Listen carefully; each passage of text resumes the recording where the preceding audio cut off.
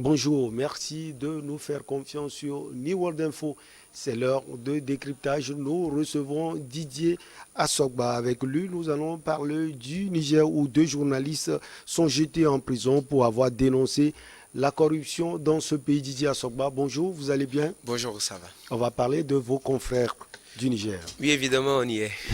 Au Niger, donc, l'année 2022 commence par deux condamnations de journalistes. Lundi 3 janvier, Moussa Aksa, le directeur de publication de l'événement, et la journaliste indépendante Samira Sabou ont été respectivement condamnés à 2 mois et 1 mois de prison avec sursis pour avoir diffusé en mai 2021 une enquête produite par l'Initiative mondiale contre la criminalité transnationale organisée. Didier Assoba.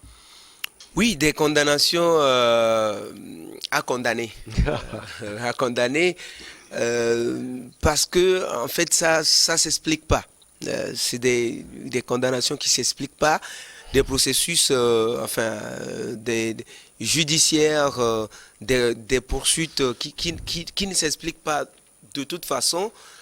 Parce que d'abord, au niveau du Niger, la loi protège les journalistes. La loi protège les journalistes et les journalistes ne doivent pas aller en prison pour l'exercice de leurs fonctions. Et dans le cas d'espèce, ces journalistes ne sont coupables absolument de rien parce qu'ils ne sont pas à l'initiative de l'enquête. Ils ont juste reproduit dans leur journal un rapport issu d'une enquête internationale menée au niveau de tous les pays, donc le Niger y compris, qu'ils ont reproduit donc dans un journal. Donc à partir de ce moment-là, on ne voit pas que eux ils aient reproduisent les conclusions de cette enquête dans leurs journaux ou pas. L'enquête restait disponible, enfin du moins les conclusions restaient disponibles et accessibles sur Internet et dans tous les pays, et les gens pouvaient accéder à cela.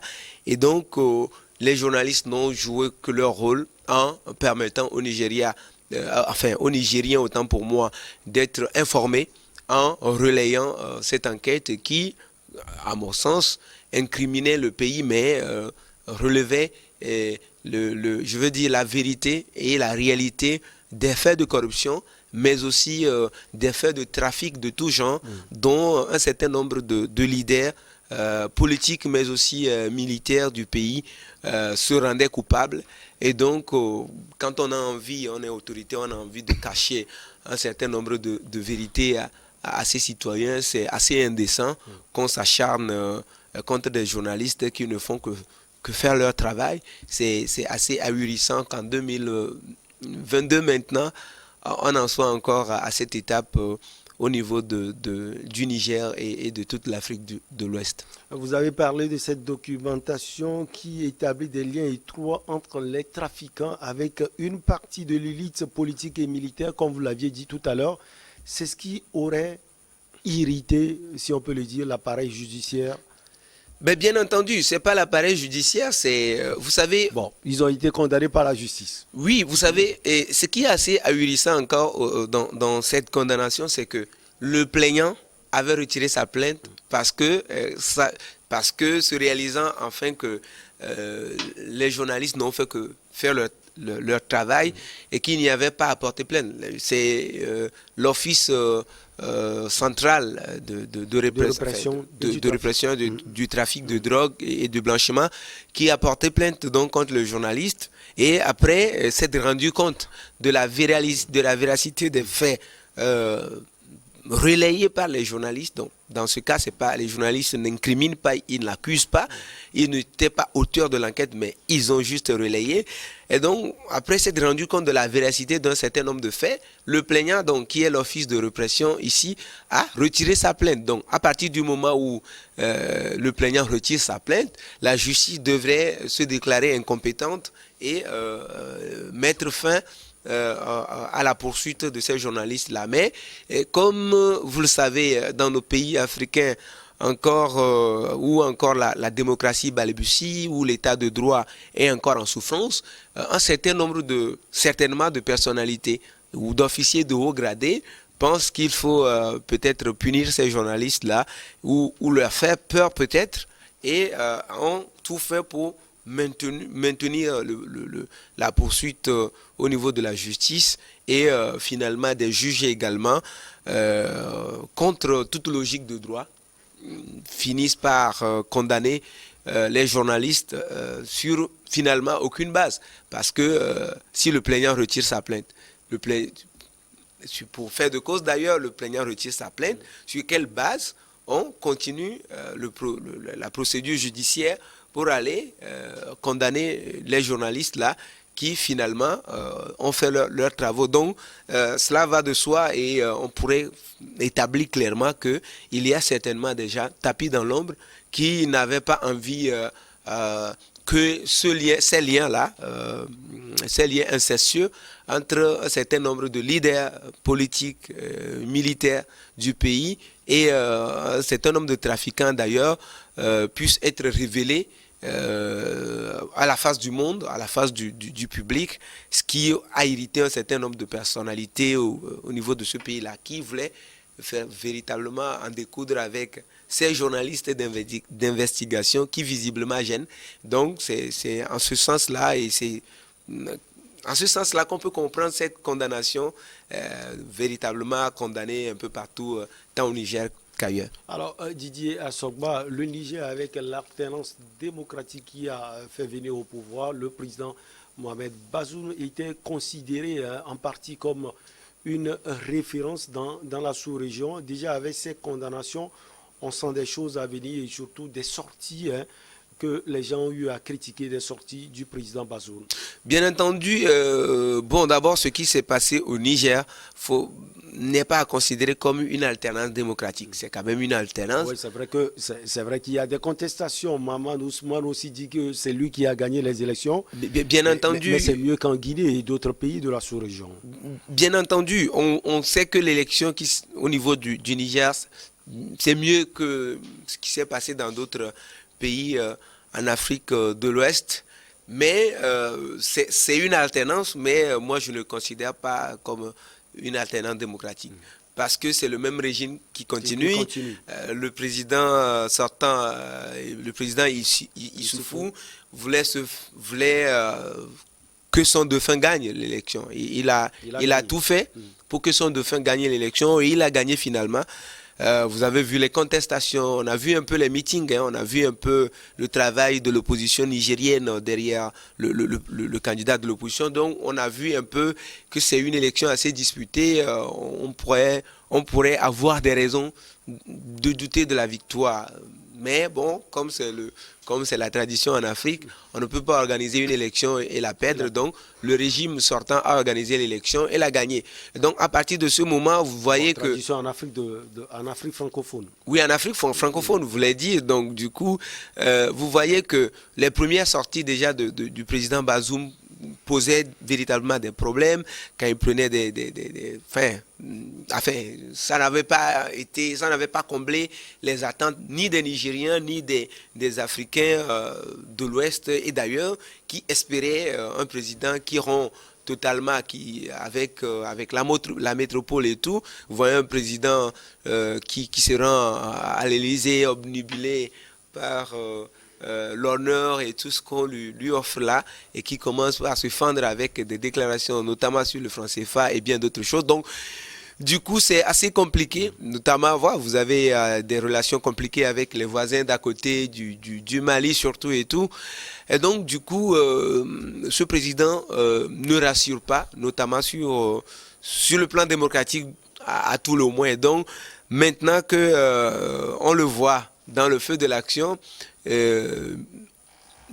ça craint pour un certain nombre de libertés au niveau du Niger dans la suite, mais je voudrais croire que ça reste juste des dérives temporaires et que dans la suite, les institutions au niveau du Niger vont fonctionner normalement et que le président Bazoum doit lui-même prendre à bras le corps la lutte contre la corruption et la lutte contre toutes sortes de trafics au niveau du Niger. On sait un peu, il y a tellement de trafic de drogue, trafic des êtres humains, trafic des bébés, il y en a tellement, mais il faut qu'il lutte véritablement contre ces trafics-là et que son pays ne soit pas reconnu comme un pays champion des trafics. Et si les journalistes dénoncent, ils font que faire leur travail et peut-être attirer l'attention des autorités pour que quelque chose soit fait en vue de corriger l'image du pays à l'international. Cela va dans l'intérêt des autorités qui ont besoin d'une bonne image de leur pays pour attirer les investisseurs au niveau du Niger, parce que le président Bazoum a besoin de beaucoup d'investisseurs pour la création d'emplois pour la jeunesse du Niger qui est aujourd'hui désabusée, qui attend beaucoup plus de lui que de voir des journalistes être condamnés pour absolument rien du tout. La pression est là, les journalistes nigériens condamnent, sont en train de condamner, si on peut le dire, cette condamnation de ces journalistes. Il y a également, vous en parlez, Didier Assogba, puisque ce sont vos confrères, il y a également le chef du bureau Afrique du RSF, Arnaud Froger, qui a parlé également. Et donc les pressions viennent tous azimuts. Vous pensez qu'ils ne feront peut-être pas 1 mois et 2 mois?